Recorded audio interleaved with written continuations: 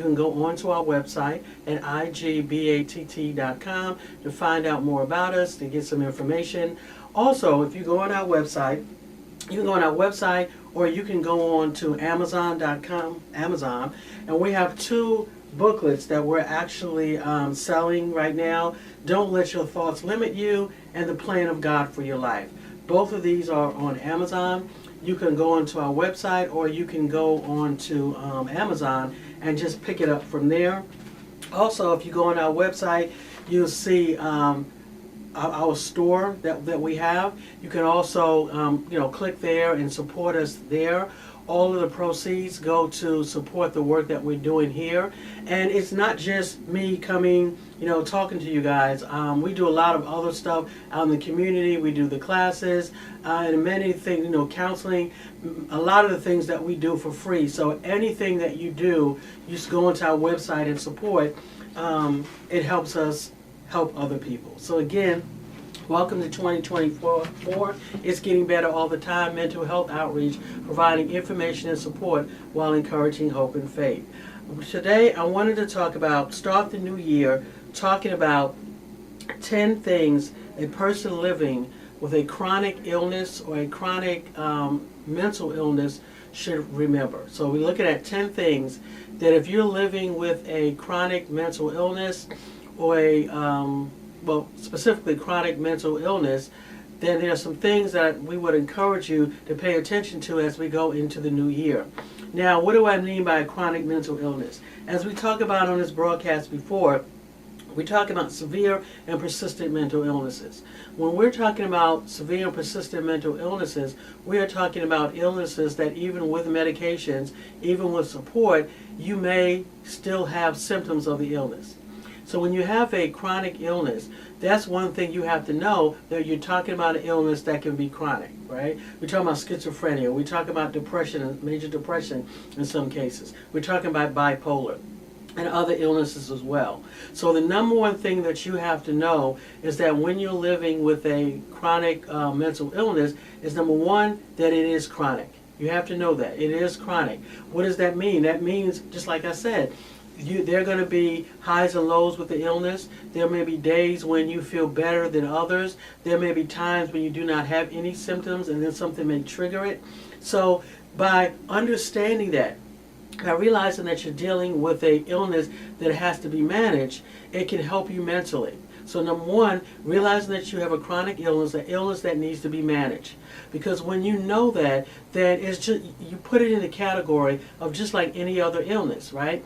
So if you have diabetes or you have hypertension, you have to watch your weight, you have to watch what you eat, you have to take your medications, you have to manage your stress. Same thing with a severe or chronic mental illness. You have to, manage your stress. If you take your medications, you have to pay attention to your medications. You have to have a treatment plan. There are things that you have to do to manage your illness. Because a lot of times what people will do, they'll get the diagnosis, and then once they get the diagnosis, they feel good for a while because they know things are going well. They feel things are going well, and then something happens that triggers a relapse, so to speak. And then they feel bad about it. Like, what did I do? Why does this illness keep coming back? Why? When the fact is, you have to understand from the beginning that you have an illness that needs to be managed. You have a chronic illness, and you may have highs and lows. There may be gaps between the highs and lows. Some people may have bouts once a month. Some people once a year. Some people only one time. Again, it's about managing your illness and having the right mindset, understanding that I have an illness that needs to be managed. So let me look at my paper here and make sure I got it. Okay, so that was number one. Number two, it's important to have a relapse/crisis plan. What do I mean by relapse/crisis plan? As I said before, which is number one, we have an illness that needs to be managed. It's a chronic illness. So if you have a chronic illness, that means there may be some times where symptoms will reoccur. So you want to ask yourself, what am I going to do when symptoms reoccur, right? So that is what we talk about, the relapse plan. When symptoms reoccur, what am I going to do? What are my symptoms? You want to know what are your baseline symptoms. Your baseline symptoms are symptoms that are there even with medications. They may be lower, but even with medications, you may still have some symptoms. For example, some people who have hear voices, auditory hallucinations, may note that even with taking medications, the voices are not as loud, right? They're at maybe like really, really low. So that could be a baseline symptom that's a chronic symptom. The relapse symptoms are when the symptoms, when your baseline symptoms are getting so far from the baseline that it looks like you could be headed for a full-blown relapse, right? So again, using that example, if I have auditory hallucinations and I'm taking my medication, I'm doing what I'm supposed to do, I understand that I have a chronic illness that needs to be managed, and my symptoms, the auditory hallucinations are at baseline, right? So they're like a little mumble. I can hear the voices a little bit. Sometimes I don't hear it. That is my baseline. But if I notice that over the next week or two, as time goes on, I'm noticing that those voices are getting louder. Okay, that's an indication to let me know that maybe something needs to be managed. That something could be out of whack. Something I need to pay attention to. That's why it's important for you to have that relapse, to have that crisis plan, so you can establish what your baseline is, so you can know what your symptoms are. So that way, when things starting to go out of, things are starting to change, you can recognize it a little quicker before it gets too far. The same thing, let's just say you don't have a severe persistent mental illness, but your loved one does. Having that conversation, sitting down and say, hey, what are your baseline? What are some of your symptoms? How do I know when things are getting bad? How do I know when things are changing? How do we know when this is not just baseline symptoms, but things are changing, right? One of the big things that we do know with severe and persistent mental illnesses or chronic illnesses is that stress plays a big role. Stress, again, could be both good or bad, and what's stressful to me may not be stressful to you and vice versa. So it's important for you to know what your stresses are. What are your concerns? What's going on kind of with you? So it's important to have your relapse plan, right? Because in your relapse plan, you're going to talk about your baseline symptoms. You're going to talk about, okay, what are the symptoms that would indicate that, hey, you're in trouble, okay? Who do you call? What do you do? The crisis plan, on the other hand, similar to a relapse plan, but the crisis plan adds a couple more components to it, and it's saying, okay, what do you do when you are to the point where you have relapsed? Okay, what is the crisis plan? Okay, who do you call? What hospital do you want to go to if that's the case? Okay, where are your medications? So the crisis plan, the relapse plan, everybody should have one. If you're living with a chronic, persistent mental illness, you should have a relapse plan. But here's the thing. This can apply to if you're just living with any chronic illness, right? You should always have a relapse plan. You should always have a crisis plan. Who do we call in emergency? And don't just list people. You want to make sure that these are people or resources that actually exist, or people that you can call. I've had people will tell me, oh yeah, I can call. I'll ask the question, well, who can you call, in a crisis, or, who can we call in a crisis? And they'll say, oh, my aunt. Well, when's the last time you talked with your aunt? Well, we haven't talked to each other in years, or I don't really have a number. This would be somebody that you talk to, somebody who knows that what's going on with you. So that's number two. Number one, understand that you have a chronic illness. Number two, have a relapse or crisis plan. Number three, list of medications and plans for refills. If you are taking medications, you should have your medications. Of course, you should know your pharmacist. Other people around you should know your pharmacist, but you should also have a plan for automatic refills if possible. One of the things that the pandemic, taught me is the importance of being prepared, because we had a lot of people who needed their medications but couldn't get it, or it took a little while because of things that were happening. So if you're able to get your medications on an auto refill, if you're able to get a pharmacy that delivers your medications, that will be great. But it's important for you to think about, what would I do in the case of an emergency if I am unable to get my medications, right? Number four, you should know the names of the people on your treatment team. So if you are connected to a clinic, then it is important for you to know who your psychiatrist is, who is your clinician is, who is your case manager, who are the people that you can contact if you need to. More importantly, if you're connected to a clinic, every clinic has a emergency number, right? After hours number. I should say, not necessarily emergency, but an after hours number. You should know what that after hours number is, in case there is an emergency, in case you need to call someone.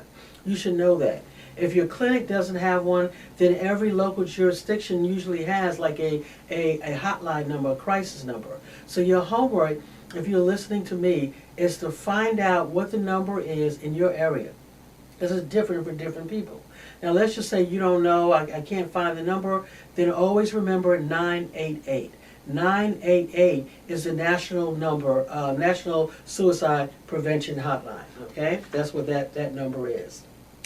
Next thing that we want to do, which is number 6, resources related to local consumer support groups. You should always know or be connected with support groups in your area. You do not have to live with a chronic illness alone. There are people just like you who are also living with a chronic illness. There are family members just like you who are also impacted by chronic illness, severe and persistent mental illness. So it's important for you to know what those agencies are. You have NAMI, which is big in a lot of jurisdictions. But it's important for you to, again, that's your homework. In addition to finding out what is the crisis number, the crisis plan number in your particular area, you also want to find out what are the support groups.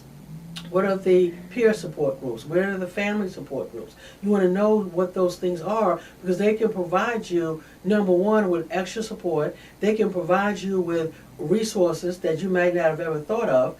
They can also provide you with someone else to talk to because many times these are people who are dealing with or have dealt with the same illness, the same symptoms that you're dealing with. So it's important to have that, okay?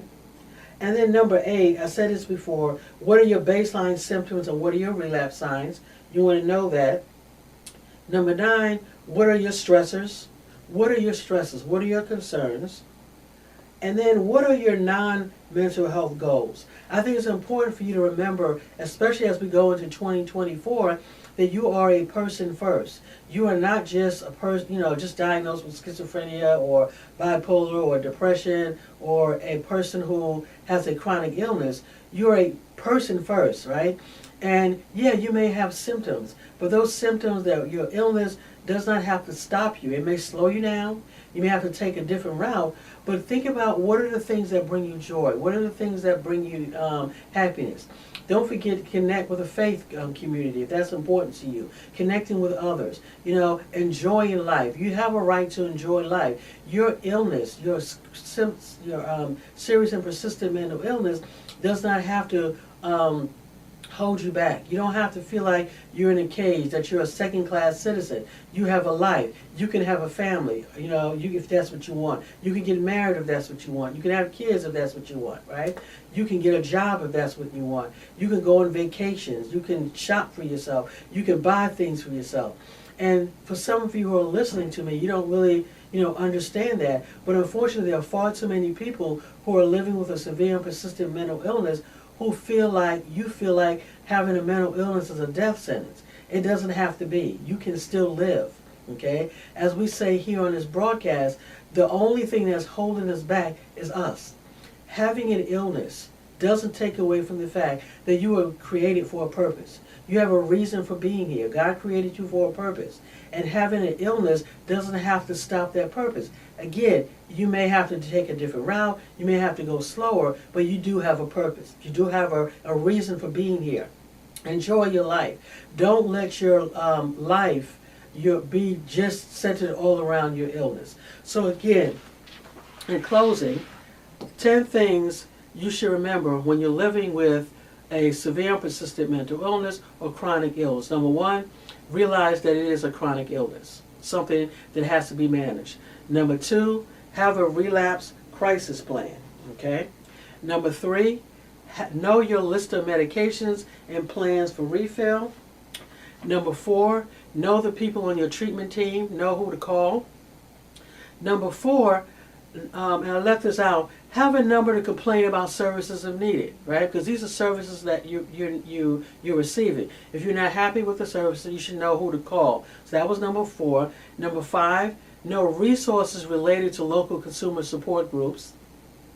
Number 7, name of people to contact in the event of emergency. Number 8, knowing your baseline symptoms and relapse signs. Number 9, what are your stressors, right? What are things that stress you out? And lastly, what are your non-mental health goals? Because again, remember, you're not alone, that you are not just an illness. And I want to close by saying you're not alone. Living with a chronic illness does not have to be the end of the world. You can still enjoy your life. You can still have family, friends, and that's what we want you to do. The thing is, just know that living with a chronic illness just means you have an illness that has to be managed. Again, this is It's Getting Better All the Time Mental Health Outreach, providing information and support while encouraging hope and faith. Log on to our website at igbatt.com. And again, don't forget our little booklets that we have on Amazon, or you can find out more about it on the website. Everything that we do goes to support the vision and the mission that we do here. So again, let me shut this down.